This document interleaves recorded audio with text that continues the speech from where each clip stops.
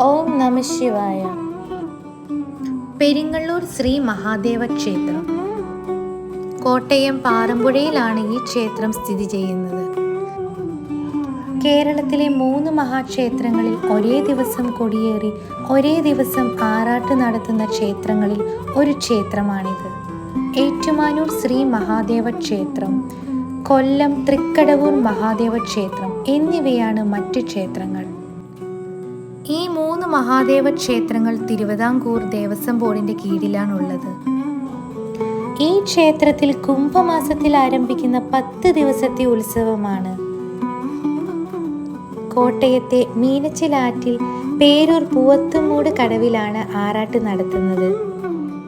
ഏറ്റുമാനൂരപ്പന്റെ ആറാട്ട് നടക്കുമ്പോൾ മറുകരയിൽ പെരിങ്ങള്ളൂർ മഹാദേവനും ആറാട്ട് നടത്തും.